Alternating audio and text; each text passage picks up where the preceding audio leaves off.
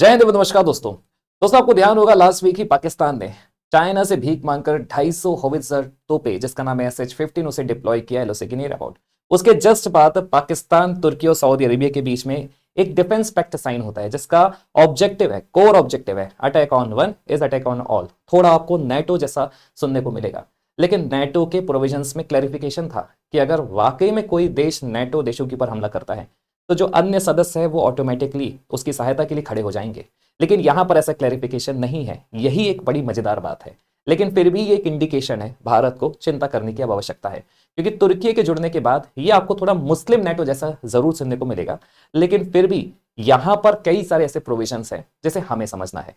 और भारत को क्यों चिंता करना है उसका मैं आपको कारण बताता हूं। लेकिन मिडिल ईस्ट का जो टर्मोइल चल रहा है, जो टेंशन चल रहा है, उस बीच एक नया रीजनल पावर और रीजनल एग्रीमेंट होना अपने आप में ये न्यू लेयर बताता है कि बहुत सारे देश अब इस तरफ भी जा रहे हैं कि वो आपस में ही म्यूचुअल डिफेंस पैक्ट साइन कर रहे हैं। मतलब गुटबाजी यहां पर आपको देखने को मिलेगी। तो आइए पूरा वीडियो विस्तार से समझते हैं, क्योंकि काफी इंटरेस्टिंग पैक्ट है, काफी इंटरेस्टिंग अरेंजमेंट है। क्योंकि जब कभी भी पाकिस्तान का नाम आता है ऑटोमेटिकली थोड़ा हमें उत्साह तो आ ही जाता है कि आखिरकार ये देश कर क्या रहा है, क्योंकि पैसे तो इसके पास वैसे रहते नहीं है, लेकिन कटोरा लेकर ये जहां कहीं भी जाता है। आश्चर्य की बात यह है कि दूसरे देश इसकी मदद जरूर करते हैं।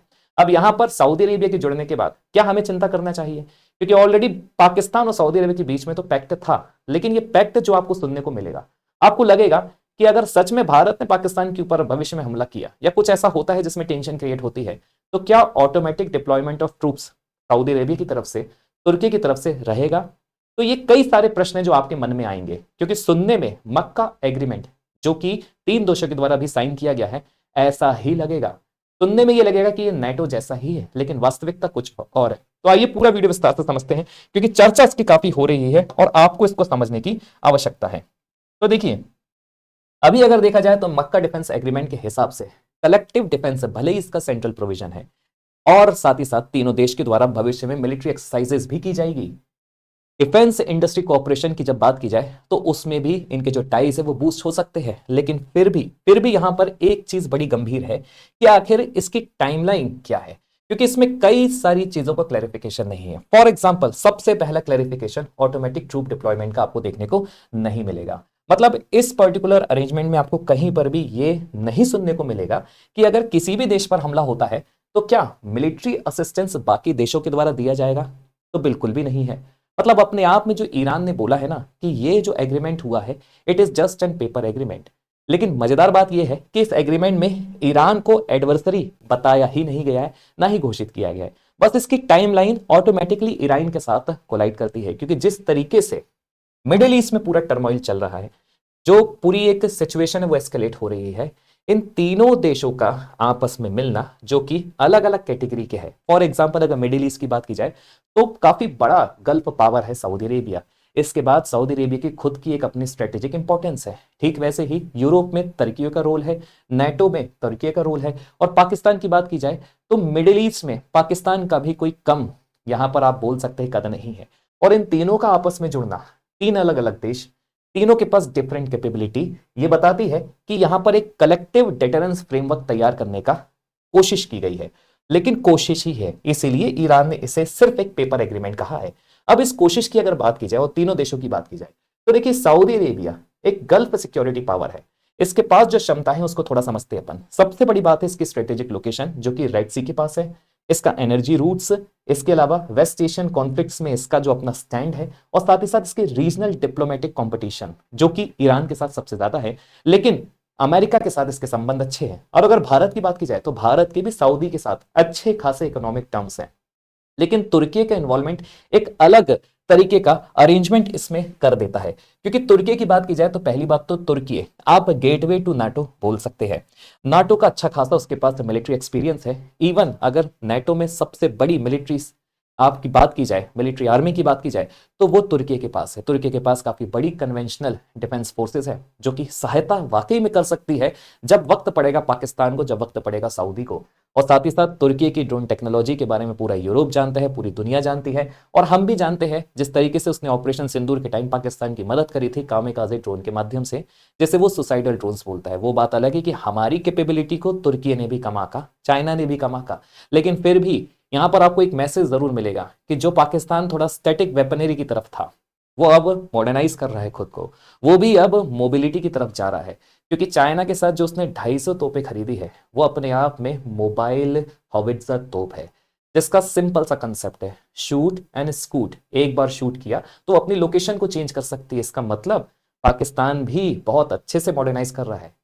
चाइना भले ही पाकिस्तान के कंधे पे बंदूक रख के अपने वेपन्स को भारत के अगेंस्ट में टेस्ट कर रहा है, लेकिन चाइना को भी पता है कि पाकिस्तान को यूज कैसे करना है, और पाकिस्तान को यूज होना तो बहुत अच्छा लगता ही है, फिर चाहे वो चाइना है, फिर चाहे वो पाकिस्तान के लिए अमेरिका है। तो यहां पर आपको तुर्की के आने से यह समझ में आएगा कि अब थोड़ा स्ट्रेटेजिक सिग्निफिकेंस है इस पर्टिकुलर एग्रीमेंट का बढ़ जाता है। और अगर पाकिस्तान की बात की जाए तो साउथ एशियन लिंक की जब अपन बात करते तो पाकिस्तान तो कभी नहीं चाहेगा कि उसके अलावा कोई और कंट्री न्यूक्लियर कैपेबल कंट्री बने, जिसकी कोशिश लगातार ईरान कर रहा है, जिसे रोका इसराइल की तरफ से भी लंबे समय से जा रहा है और अमेरिका की तरफ से भी लंबे समय से जा रहा है। इसराइल के लिए इसलिए ईरान खटकता है क्योंकि इसराइल का एक्सटेंशियल जो आपका अस्तित्व का सवाल है वो इसराइल के लिए सबसे ज्यादा महत्वपूर्ण हो जाता है, और इसराइल इसलिए कभी नहीं चाहेगा कि ईरान एक न्यूक्लियर कैपेबल कंट्री बने।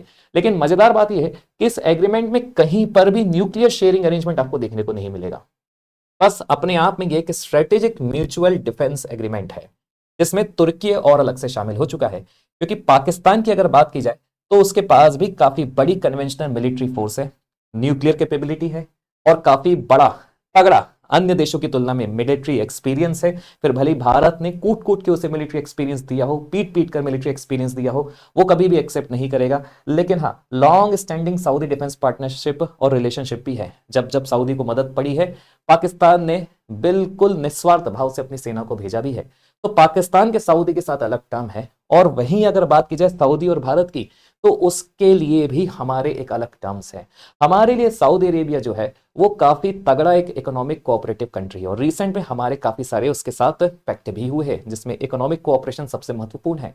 लेकिन अगर आप इसे नाटो के साथ कंपेयर करते हैं तो क्या अपन इसे NATO of the Muslim world बोल सकते हैं? क्योंकि अगर बात की जाए तो नाटो के जो प्रोविजंस है वो काफी ज्यादा क्लियर है। Attack on one is attack on all, ये जो ऑब्जेक्टिव है इसका ये बिल्कुल क्लियर है, इसलिए उसे दुनिया का सबसे बड़ा मिलिट्री एक ऑर्गेनाइजेशन कहा जाता है। दुनिया का सबसे बड़ा मिलिट्री ऑर्गेनाइजेशन 32 देशों का कहा जाता है। लेकिन क्या ये एक शुरुआत हो चुकी है NATO of the Muslim world की? तो बिल्कुल इसको अपन बोल सकते हैं, लेकिन कंप्लीटली इस पर एग्री करना भी मुश्किल है, क्योंकि नाटो की अगर बात की जाए तो क्रिश्चियन मेजोरिटी कंट्रीज है। तुर्की बस एक ऐसा देश है जो मुस्लिम डोमिनेटेड कंट्री है, लेकिन तुर्की का एक्सपीरियंस इस पर्टिकुलर संगठन में, इस पर्टिकुलर एग्रीमेंट में काम आ सकता है। नाटो की बात की जाए, इंस्टीट्यूशनल अलायंस है, इंटीग्रेटेड कमांड स्ट्रक्चर्स है, लॉन्ग एस्टेब्लिश्ड मैकेनिज्म्स है, आर्टिकल 5 फ्रेमवर्क है जो सबसे ज्यादा इंपॉर्टेंट है, जो बिल्कुल बताता है कि अगर एक देश पर हमला होता है तो सारे देशों के ऊपर हमला ही माना जाएगा। ऑटोमेटिक डिप्लॉयमेंट ऑफ ट्रूप्स वहां पर बिल्कुल एप्लीकेबल होता है। एक्सटेंसिव मिलिट्री इंफ्रास्ट्रक्चर है। लेकिन अगर इसकी बात करेंगे सऊदी तुर्की पाकिस्तान पैक्ट मक्का एग्रीमेंट की, तो यहां पर ये बस फिलहाल 3 कंट्री अरेंजमेंट है। इसकी जो पब्लिक डिटेल्स है वो लिमिटेड है, लेकिन फिर भी इस पर्टिकुलर एग्रीमेंट में ईरान को एडवर्सरी नहीं बताया गया है, ऑटोमेटिक डिप्लॉयमेंट ऑफ ट्रूप्स का जिक्र नहीं है, मिलिट्री असिस्टेंस का जिक्र नहीं है, बस प्रिंसिपल थोड़ा मिलता जुलता है, कॉपीड है, attack on one attack on all principle पर है। कोऑपरेशन जो है अभी डीपन एक्सपेक्ट किया जा रहा है, लेकिन फिर भी ये तीनों एक दूसरे की सहायता से खुद को बढ़ाने वाले हैं आगे। अब क्या हमें चिंता करना चाहिए और ईरान किस तरीके से इसे क्लोजली देख रहा है? तो ईरान ने तो सिंपली इसे बोल दिया है कि ये सिर्फ एक पेपर एग्रीमेंट है। लेकिन ईरान के लिए क्यों चिंता की बात होती है? क्योंकि ईरान के लिए सऊदी अरेबिया हमेशा से रीजनल राइवल रहा है। तुर्की की बात की जाए तो तुर्की भी और तुर्की के संबंध ईरान के साथ कुछ अच्छे नहीं है। तुर्की अपने आप में काफी बड़ा मिलिट्री पावर रहा है, यूरोप की भी बात की जाए तो वहां पर भी रहा है, और पाकिस्तान के साथ भी ईरान की कोई अच्छी संबंध नहीं है, राइवलरी वहां भी रही है। और पाकिस्तान तो मैंने आपको बताया चाहता ही नहीं है कि उसके अलावा कोई और Muslim country nuclear capable country बन जाए। तो यहां पर इसलिए ईरान के लिए थोड़ा तो चिंता बन जाता है, क्योंकि अपने आप में ये एक नया सिक्योरिटी अरेंजमेंट तैयार हो रहा है, वो भी मिडिल ईस्ट में। अब यहां पर आप समझेंगे तो एक और लेयर तैयार हो रही है।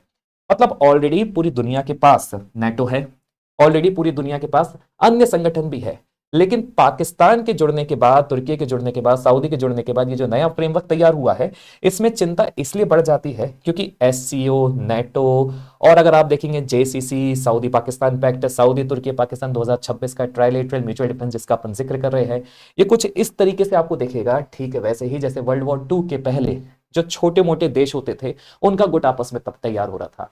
उनका गुट कुछ इस तरीके से तैयार हो रहा था कि वो खुद को एक रीजनल पावर बना रहे थे और खुद के लिए एक डिफेंस म्यूचुअल पैक्ट तैयार कर रहे थे। मतलब यहां पर अब छोटे देश भी उसी तरीके से आगे बढ़ रहे हैं। लेकिन फिर भी क्या भारत के लिए चिंता वाली बात है? क्योंकि सऊदी अरेबिया का फैक्टर डिफरेंट तो है। भारत का सबसे बड़ा चैलेंज ये है कि भारत को सऊदी के साथ अच्छे खासे टाइज को मेंटेन करते हुए चलना है। हमारे उसके साथ जो संबंध है वो कॉम्प्रहेंसिव इकोनॉमिक के ज्यादा है। लेकिन इसी बीच पाकिस्तान जो हरकतें कर रहा है, जो तुर्की पाकिस्तान के साथ मिलकर भारत के अगेंस्ट में हरकतें कर रहा है, उसे भी हमें क्लोजली ऑब्जर्व करने की आवश्यकता है। क्योंकि तुर्की एक ऐसा देश है जिसने पाकिस्तान का हमेशा इंटरनेशनल प्लेटफॉर्म पर सपोर्ट किया है। कश्मीर के मसले पर तुर्की खुलकर बोलता है। भले ही भारत हमेशा से इस पर ऑब्जेक्शन उठाता आया है, लेकिन तुर्की ने भी पाकिस्तान को जहां जरूरत पड़ी है वहां पर खुलकर उसका समर्थन किया है। हमारे इंटरनल मैटर्स पर तुर्की ने हमेशा इंटरफेयर करने का भी प्रयास किया है। भारत ने भले ही तुर्की की मदद करी हो, जब वहां पर भूकंप आया था सबसे पहले रिस्पॉन्स फोर्स भारत ने भले ही भेजी थी, लेकिन अपने आप में भारत के लिए चिंता का विषय बन जाता है। क्योंकि तुर्की का खुलकर पाकिस्तान को समर्थन देना और इस तरीके का डिफेंस पैक्ट साइन होना भारत के लिए एक अलार्मिंग सिचुएशन तो है।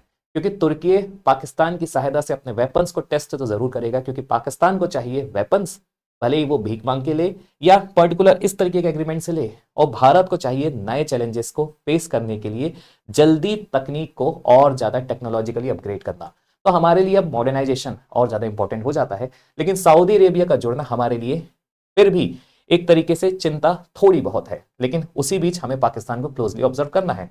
अब ये जो ट्राइलेटरल फ्रेमवर्क तैयार हुआ है, इसमें हो सकता है कि आने वाले टाइम में तीनों देशों के बीच में मिलिट्री कोऑपरेशन, डिफेंस कोऑपरेशन और जो टेक्नोलॉजी लिंक्स है और जो स्ट्रेटेजिक कोऑर्डिनेशन है वो बढ़ जाए।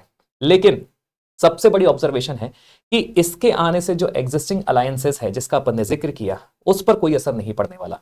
लेकिन इसने एक नई एडिशनल लेयर को पूरी दुनिया के सामने जरूर रख दिया है, जो अपने आप में काफी ज्यादा कॉम्प्लेक्स है। अब जो बिगर ट्रेंड है जिसका जिक्र अपन कर रहे हैं, regional powers are increasingly seeking multiple security partnership rather than relying on external guarantor. जो पहले एक क्षमता चलती, जो एक पहले परसेप्शन चलता था एक्सटर्नल गारंटर का कि आपका हम यहां पर आपको प्रोटेक्ट करते हुए चलेंगे, वो अब थोड़ा आपको धूमिल नजर होते आएगा। हर एक देश ये चाहता है कि हम अपनी क्षमता के अनुसार उन देशों के साथ जुड़े जिनसे हमारे मन मिलते हैं, मतभेद भी ना हो और मनभेद भी ना हो, लेकिन हमारे और उसके ऑब्जेक्टिव से बिल्कुल क्लियर रहे, कॉमन एजेंडा के तहत भी वो काम करने के लिए तैयार रहते हैं। तो वैसे ही कुछ हिसाब किताब आपको यहां देखने को मिलेगा। अब आपको कमेंट करके दोस्तों बताना है कि इन तीन देशों ने जो सिक्योरिटी पैक्ट पर साइन किया है, म्यूचुअल डिफेंस पैक्ट पर साइन किया है, जिसके कारण पूरी दुनिया को एक नया मुस्लिम नेटो मिल रहा है, उस पर आपका क्या सोचना है और भारत को किस हद तक इसकी चिंता करने की आवश्यकता है। क्योंकि मैंने आपको क्लियर करा है और इस पैक्ट में भी क्लैरिफिकेशन नहीं है ऑटोमेटिकली मिलिट्री डिप्लॉयमेंट का, फिर भी भारत को कंसर्न तो है, भारत के लिए एक चिंता का विषय तो है। आप भी अपने विवेक से बताइएगा कि इस पर आपका क्या सोचना है। जय हिंद एक बार फिर से आप सभी को।